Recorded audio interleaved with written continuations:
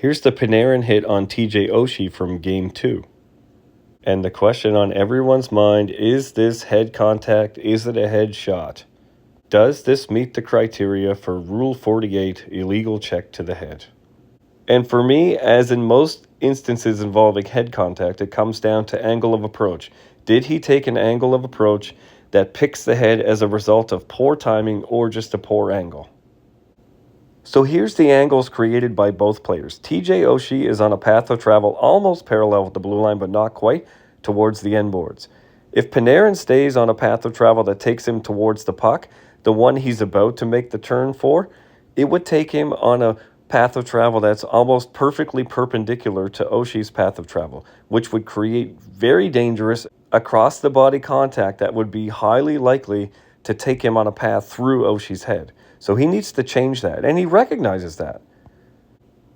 The path Panarin needs to take is more on a 45-degree angle to Oshie's path of travel, which would be more likely to take him through Oshie's core at the point where they're going to meet. This would give him a better chance at not going straight through the head. It would take him through the core and directly into that far shoulder, which is the goal.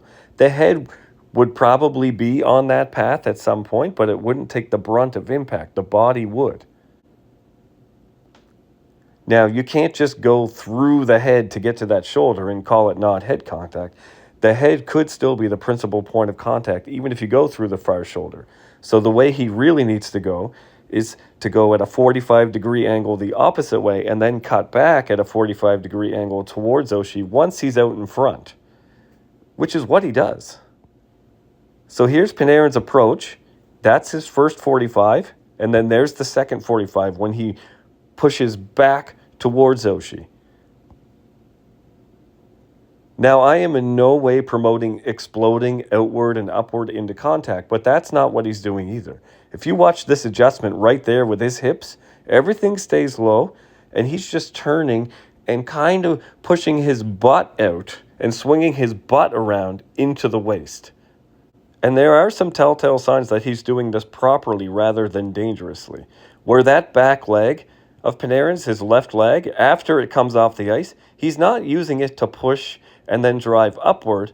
Watch how it swings back behind him. He picks it up and then almost kicks his foot backwards because he's trying to swing his butt into Oshie's near hip, the closest hip he can.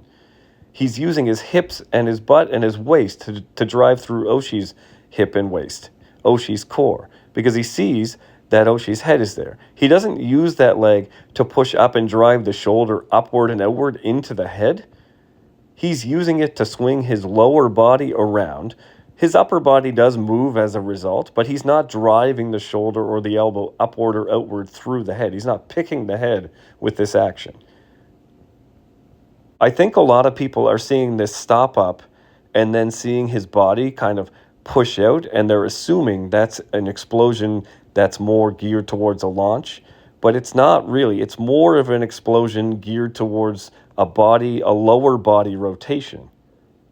It's lower body to lower body. See, Panarin right now wants to lead with his right shoulder, and he knows that will go into Oshie's head. So he actually swings his body around, brings the left side of his own body, and then faces his back more towards Oshie than it would be if he were trying to turn sideways and use the side of his body to drive his shoulder up. We wouldn't see as much of Panarin's number. In fact, he'd try and turn more to the right to drive that shoulder in. But instead, he rotates his body so that we see more of his back. Look at his right toe, rotates around, and he makes a turn so that the left side of his body is swinging into the left side of Oshie's body. And Oshie's body is taking the brunt of that impact. There are a couple of things you look at with the puck carrier too. Does the head move independently of the body, and does it move first? Now, the head does clearly hit the back and swing around a little bit, but I don't believe it moves independently of the body, and it stops the rotation because he's not going straight through the head. If the head had only taken the impact, Oshie's head probably would have continued to turn to the right, and he would have swung around in a violent spin. But as it is, from what it looks like to me, the head and the body are hit kind of simultaneously. You can see Oshie's body sort of recoil right there. See how his back is nice and flat, and then right there it starts to arch?